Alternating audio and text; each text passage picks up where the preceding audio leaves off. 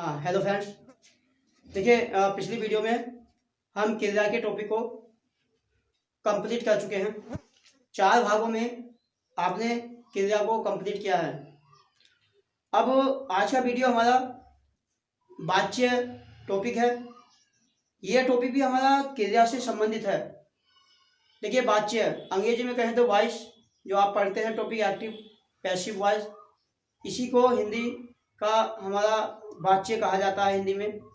देखिए, वाच्य क्रिया का वह रूप है जिससे यह पता चलता है कि वाक्य में क्रिया की प्रधानता कर्ता में है या कर्म में है या वहाँ पे भाव को दर्शाया गया है। अर्थात वाच्य क्रिया का वह रूप है जिससे यह पता चलता है कि वाक्य में किया गया कार्य कर्ता के द्वारा हुआ है या कर्म के द्वारा हुआ है या फिर वहाँ पे भाव को दर्शाया गया है, वाच्य कहलाता है। अर्थात अंग्रेजी में बात करें तो वाच्य वॉइस 2 प्रकार के हैं, एक्टिव और पैसिव। लेकिन यहाँ हिंदी में वाच्य 3 प्रकार के होते हैं। नंबर 1 कर्तवाच्य, नंबर 2 कर्मवाच्य, नंबर 3 भाववाच्य। देखिए, कर्तवाच्य क्रिया के जिस रूप से यह पता चले कि किया गया कार्य कर्ता के द्वारा हुआ है, कृतवाच्य कहलाता है। अर्थात कृतवाच्य में क्रिया का संबंध कर्ता से होता है, या यूं कहा जाए कृतवाच्य में क्रिया प्रभावित कर्ता से होती है। अर्थात कृतवाच्य में क्रिया की प्रधानता कर्ता में होती है। देखिए, सवाल कभी कभी आ जाता है, कृतवाच्य में कौन सी क्रिया का प्रयोग होता है, सकर्मक क्रिया या अकर्मक क्रिया या दोनों या इनमें से कोई नहीं। तो आपका जवाब होना चाहिए कि कृतवाच्य में सकर्मक क्रिया अकर्मक क्रिया दोनों का प्रयोग किया जाता है। जैसे मैं वाक्य बोल रहा हूँ, ध्यान से सुनेंगे वाक्य। जैसे कुछ एग्जाम्पल आप स्क्रीन पर देख रहे हैं। जैसे आपके सामने है, मोहन पत्र लिखता है। अब देखिए, हमें यहाँ पे ये समझना, मोहन पत्र लिखता है, मोहन काम कर रहा है क्या लिखने का, पत्र लिखने का। अब यहाँ इस वाले वाक्य में मोहन करता है, मोहन पत्र लिखता है। अब मैंने बताया कि अगर ये कृतवाच्य है तो इसका संबंध किससे होगा, मोहन से होगा। और पत्र क्या है, यहाँ पे पत्र है वाक्य में कर्म। देखिए, पत्र कर्म है। अगर यहाँ कर्मवाच्य होता तो क्रिया प्रभावित हो जाती पत्र से, लेकिन यहाँ कृतवाच्य है तो यहाँ क्रिया प्रभावित किससे होगी, मोहन से। जैसे एग्जाम्पल के तौर पे मोहन पत्र लिखता है। देखिए, इसका मतलब क्या, प्रभावित होने का मतलब क्या है, या संबंध होने का मतलब ये होता है, मोहन है तो लिखता है, मोहन लिखता है मतलब यह है मोहन। अगर मोहन जो है पुरुष कौन सा है, पुल्लिंग है या स्त्रीलिंग, तो मोहन यहाँ पुल्लिंग है। क्रिया भी कैसी आनी चाहिए, उसके अकॉर्डिंग आनी चाहिए, लिखता। अगर होती लिखती तो ये क्रिया हमारी स्त्रीलिंग बन जाती। अर्थात कृतवाच्य में क्रिया जो आएगी वो कर्ता के अकॉर्डिंग आती है। अगर वाक्य में क्रिया कर्ता के अकॉर्डिंग है तो समझ लेना वहां पे क्रिया का संबंध कर्ता से बन जाता है। और जब क्रिया का संबंध कर्ता से बन जाता है तो वहां पे कृतवाच्य हो जाता है। जैसे मोहन है तो पत्र लिखता है। अगर यहीं पे गीता कर दूं मोहन की जगह, तो गीता के साथ साथ पत्र लिखती है। तो आप समझ गए होंगे। अर्थात अगर मोहन एक वचन है, अगर मैं ये कह दूं मोहन सोहन दोनों पत्र लिखता है या लिखते हैं, तो यहाँ वाक्य में आएगा लिखते हैं, क्योंकि वहां पे मोहन और सोहन कर्ता दोनों बहुवचन बन गए। इसीलिए क्रिया भी हमारी कैसी आएगी, अब एक वचन की ना के बहुवचन आएगी। अर्थात इसका मतलब है ऐसे वाक्यों में कृतवाच्य होता है। दूसरा एग्जाम्पल आपके सामने है, राकेश पुस्तक पढ़ रहा है।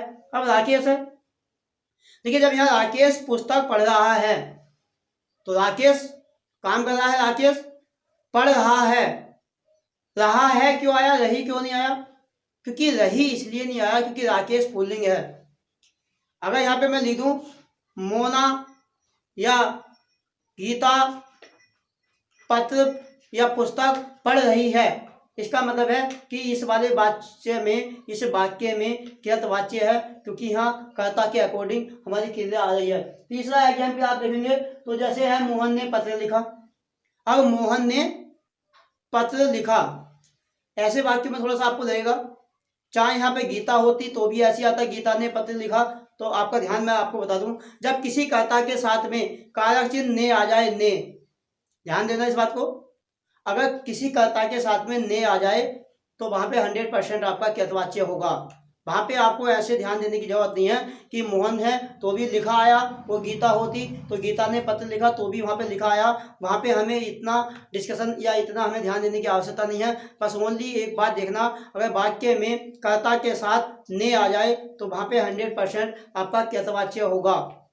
जैसे नेक्स्ट वाक्य ने वाला है कि राकेश ने पुस्तक पढ़ी, ने आ गया है, कृतवाच्य है। ऐसी आपका है एग्जाम्पल है, सोहन ने सिनेमा नहीं देखा, सोहन ने आ गया, सिनेमा नहीं देखा, कृतवाच्य है। ऐसी महात्मा गांधी जी ने असहयोग आंदोलन चलाया, ने आ गया, कृतवाच्य है। तो ध्यान रखना, जहाँ पे ने वाले वाक्य आ जाए, कर्ता के साथ में ने आ जाए तो वहां पे आपका कृतवाच्य होगा। लेकिन कुछ ऐसे भी वाक्य हैं जो मैंने अभी बोला, मोहन पुस्तक पढ़ रहा है, बस मैं इतना कहूंगा इस बात को कि ये वाले मोहन पुस्तक पढ़ रहा है, यहाँ पे ने नहीं आया लेकिन फिर भी कृतवाच्य है, क्योंकि यही काल, यही सेंटेंस अगर हमारे प्रेजेंट इंडेफिनिट में, मतलब कहा जाए वर्तमान के कंटिन्यूअस वाले वाक्य हों, पढ़ रहा है, जा रहा है, तो वहां पे ने आएगा नहीं। इसका मतलब ये काल पर निर्भर करता है। लेकिन आपको ये समझना है कि मेन चीज वाच्य में, कृतवाच्य में क्रिया का संबंध कर्ता से होगा, वो आपके कृतवाच्य होते हैं।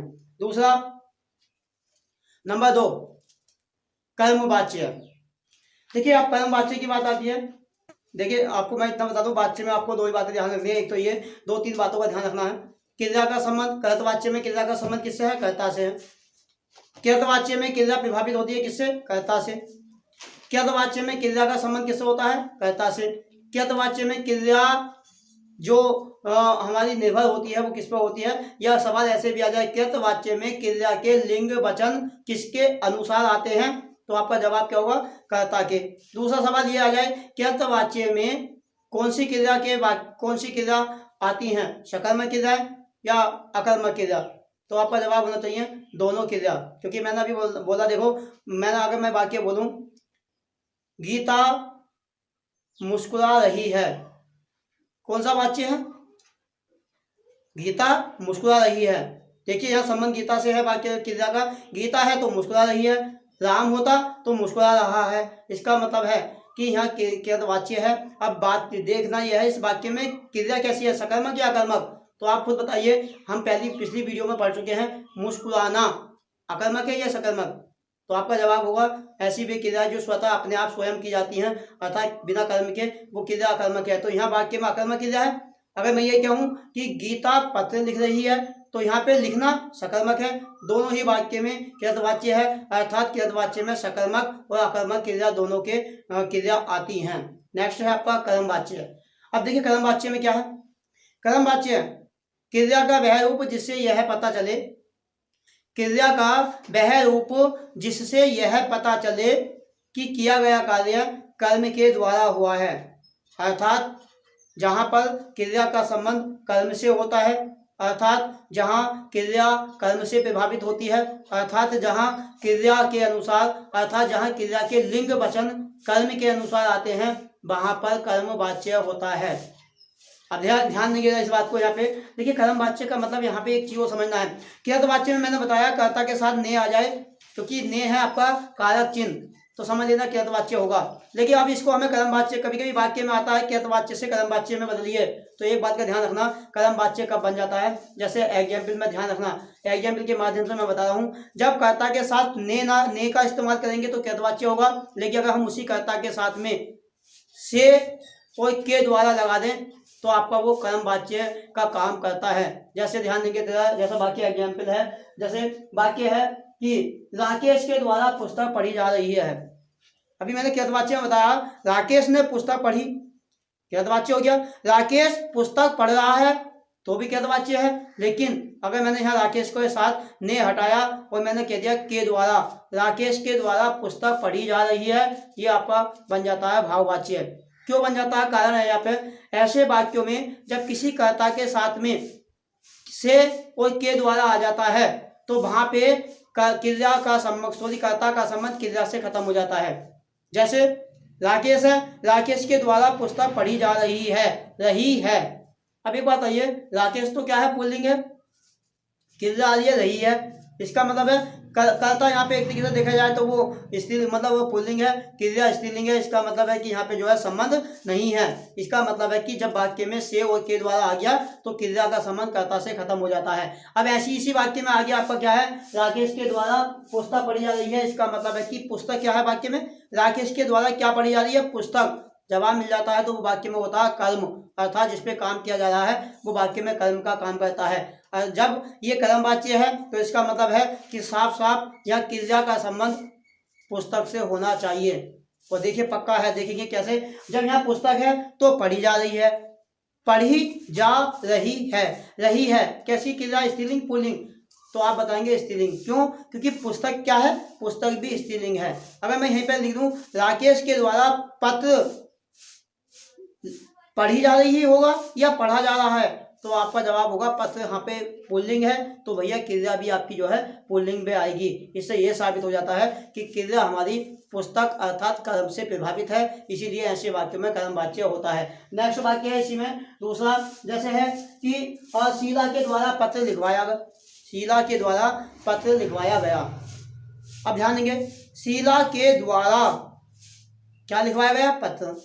इसका मतलब है शीला के द्वारा आ गया तो कर्तवाच्य तो हो नहीं सकता, क्योंकि आपको एक बात का पक्का ध्यान रखना अपने दिमाग में, जब के द्वारा आ जाए, से आ जाए तो वहां पे भाववाच्य होने के भी चांस होंगे, कर्मवाच्य होने के चांस होंगे, लेकिन कर्तवाच्य होने के बिल्कुल चांस खत्म हो जाते हैं। अर्थात वहां पे कर्तवाच्य नहीं हो सकता, क्योंकि से और के द्वारा आने से कर्ता का संबंध क्रिया से बिल्कुल खत्म हो जाता है। तो जैसे मैंने बताया यहाँ कि वाक्य बोला मैंने, शीला के द्वारा पत्र लिखवाया गया, शीला के द्वारा आ गया, इसका मतलब है कर्तवाच्य तो खत्म हो जाता है इस वाक्य में। कर्मवाच्य है, पत्र है तो लिखवाया गया, चिट्ठी होती तो लिखवाई गई। इसका मतलब है कि यहाँ कर्म से प्रभावित है क्रिया, इसीलिए इस वाक्य में आपका कर्मवाच्य बन जाता है। नेक्स्ट वाक्य है आपका, जैसे रीमा के द्वारा चित्र बनवाया गया, रीमा के द्वारा चित्र बनवाया गया।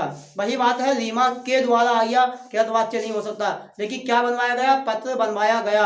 अब चूंकि यहाँ पत्र कर्म है, अब पत्र कर्म है तो पत्र पुल्लिंग है, क्रिया भी आ गया, बनवाया गया। अगर मैं यहीं पर लिख देता कि शीला के द्वारा आकृति, स्त्रीलिंग है, आकृति बनवाई गई, तो या पेंटिंग बनवाई गई। इसका मतलब है जैसे जैसे कर्म स्त्रीलिंग होगा तो क्रिया भी स्त्रीलिंग आएगी, वो कर्म पुल्लिंग होगा तो ऐसे वाक्यों में क्रिया भी पुल्लिंग की आती है। इससे यही साबित हो जाता है कि हमारा वाक्य में क्रिया का संबंध कर्म से है, इसीलिए ये कर्म वाच्य है। नेक्स्ट देखिए, इसी प्रकार से बहुत सारे वाक्य आप अपने तरीके से देख सकते हैं। नानी से बच्चों को, देखिए के द्वारा की जगह से भी आ सकता है। नानी से बच्चों को कहानी सुनवाई गई, नानी से मैंने बोल दिया या तो के द्वारा, क्योंकि ये हमारा कारक चिन्ह है, कलन कारक चिन्ह है, के द्वारा या से, या तो के द्वारा इस्तेमाल कर लो या से, बात एक ही है। नानी से आ गया, कर्तवाच्य नहीं हो सकता, लेकिन नानी से बच्चों को क्या सुनाई गई, कहानी। इसका मतलब कहानी क्या है आपकी, कहानी है कर्म। जब कहानी कर्म है तो क्रिया का संबंध कहानी से होना चाहिए। कहानी स्त्रीलिंग है तभी क्रिया आई है, सुनाई गई। अगर मैं ये कह देता कहानी की जगह हम ये कह दें नाटक या किस्सा तो क्या हो जाता, क्रिया कैसी बन जाती, नानी से किस्सा सुनवाया गया आता, गई नहीं आता। इसका मतलब है कि क्रिया हमारी जैसे जैसे कर्म स्त्रीलिंग है वैसी क्रिया भी स्त्रीलिंग की आएगी। कर्म अगर पुल्लिंग है तो क्रिया भी हमारी पुल्लिंग हो जाती है, इसीलिए इन वाक्यों में कर्मवाच्य है। अब देखिए आपको बस थोड़ा सा ये ध्यान रखना है। अब बात ये करते हैं थोड़ा सा कि कर्मवाच्य में क्रिया का संबंध किससे होता है, कर्म से। अर्थात सवाल यहाँ पे आता है लॉजिक कि कर्मवाच्य में क्रिया किससे प्रभावित होती है, कर्ता से या कर्म से, तो आपका जवाब होगा कर्म। अर्थात कर्मवाच्य में क्रिया का संबंध किससे होता है, कर्म से। लेकिन सवाल ये बन जाता है कर्मवाच्य में कैसी क्रिया का प्रयोग होगा या किस क्रिया के वाक्य आपको मिलेंगे, सकर्मक के या अकर्मक के या दोनों के या किसी के नहीं। तो आपका जवाब क्या होना चाहिए, ओनली केवल सकर्मक क्रिया के वाक्य ही मिलेंगे। क्यों? क्योंकि अगर इसमें अकर्मक क्रिया आ गई तो अकर्मक क्रिया में कर्म होगा नहीं, और कर्म वाच्य बनाने के लिए हमें क्रिया का संबंध कर्म से करना होता है। जब वाक्य में कर्म ही नहीं होगा, अकर्मक क्रिया होगी, तो वो कर्म वाच्य नहीं हो सकता। इसलिए ध्यान रखना, कर्म वाच्य में केवल सकर्मक क्रिया के ही वाक्य आते हैं। नेक्स्ट तीसरा है भाववाच्य। अब ध्यान देंगे ना, भाववाच्य मैं आपको थोड़ा सा 2-3 सेंटेंसों में भाववाच्य को क्लियर करता हूँ। 3 वाक्य बोलूंगा आपको। अभी मैंने पहले बोला कि अर्थवाच्य को लेके एक वाक्य बोला हूँ दोबारा से थोड़ा सा, क्योंकि कंप्रोमाइज नहीं करेंगे तब तक हमारे टॉपिक हमारे समझ में नहीं आएगा। मैंने लिखा मोहन ने पत्र लिखा, वाच्य कैसा हो गया, मोहन ने, कृतवाच्य हो गया। अगर मैं ये कहूँ मोहन के द्वारा पत्र लिखा गया, तो मोहन के द्वारा आ गया, इससे ये साबित हो गया कि कृतवाच्य तो रहा नहीं। ये आपका मोहन के द्वारा पत्र लिखा गया, अर्थात मैंने वाक्य में कर्म लेके आया हूं पत्र, ये पत्र आ गया अर्थात कर्म वाच्य है। लेकिन अगर मैं इसी को कह दूं, इसी वाक्य में से कर्म को बाहर निकाल दूं, मोहन के द्वारा लिखा ही नहीं गया, मोहन के द्वारा हंसा ही नहीं जाता, मोहन के द्वारा चला ही नहीं जाता। ध्यान रखना, ऐसे वाक्यों में कर्म नहीं होता है। ऐसे वाक्यों में मैंने कर्म को बाहर निकाल दिया। और जब वाक्य में से ध्यान देंगे, भाववाच्य पर लेके चला हूं मैं, जिन वाक्यों में कर्म ना हो और कर्ता के साथ के द्वारा से लग जाए, तो के द्वारा और से आने की वजह से क्रिया का संबंध कर्ता से खत्म हो जाता है। वाक्य में से कर्म का यूज किया नहीं है, अर्थात कर्म है नहीं, तो इसका मतलब ये साबित हो जाता है ऐसे वाक्यों में क्रिया का संबंध ना तो कर्ता से है और ना कर्म से है। और जहां क्रिया का संबंध ना कर्ता से हो ना कर्म से हो, वहां सीधा सीधा उस वाक्य में भाव को दर्शाया जाता है, भाव को माना जाता है, इसीलिए वहां पे भाववाच्य बन जाता है। तो ध्यान रखना, भाववाच्य की परिभाषा बन जाती है, अर्थात क्रिया के जिस रूप से यह पता चले कि वहां पे ना तो कर्ता के द्वारा काम हुआ है और ना ही कर्म के द्वारा काम हुआ है, अर्थात ना तो वहां क्रिया का संबंध है कर्ता से है ना कर्म से है, वहां पे भाववाच्य होता है। जैसे वाक्य है, रमेश के द्वारा हंसा नहीं जाता, गीता के द्वारा चला नहीं जाता, नानी से सुनाया नहीं जाता, महेश से भागा नहीं जाता। ऐसे वाक्यों में महेश से भागा नहीं जाता। अब ध्यान दो, जब महेश से भागा नहीं जाता तो इसमें क्या कर्म है, रमेश से, अगर मैं ये कहता रमेश से पत्र लिखा जाता है, तो आप समझ होंगे रमेश से क्या लिखा जाता है, पत्र। पत्र कर्म है, इसका मतलब है कर्म वाच्य है। लेकिन मैंने यहाँ से क्या काम करा, वाक्य को ऐसे इस तरीके से प्रयोग किया कि वहां से कर्म का प्रयोग खत्म कर दिया, अर्थात रमेश से भागा नहीं जाता, इसका मतलब है कर्म है नहीं, रमेश से आ गया, कृतवाच्य हो नहीं सकता। ऐसे वाक्य में क्रिया का संबंध ना तो रमेश से होगा, कर्म है नहीं तो कर्म से भी नहीं है, ऐसे वाक्यों में भाववाच्य बन जाता है। तो इस प्रकार के ये वाक्य हमारे भाववाच्य होते हैं। बात वही आती है, बताइए भाववाच्य में क्रिया का संबंध किससे होगा, कर्ता से या कर्म से या भाव से या किसी से नहीं, तो आपका जवाब होना चाहिए भाव से। दूसरा वाक्य, सवाल आ सकता है भाववाच्य में किस प्रकार की क्रिया का प्रयोग होगा, सकर्मक क्रिया का, अकर्मक क्रिया का या किसी का नहीं, तो आपका जवाब क्या होगा, केवल ऐसे वाक्यों में अकर्मक क्रिया का ही प्रयोग किया जाता है ज्यादातर। तो ऐसे ध्यान रखना इस बात को। ये आज का टॉपिक था वाच्य।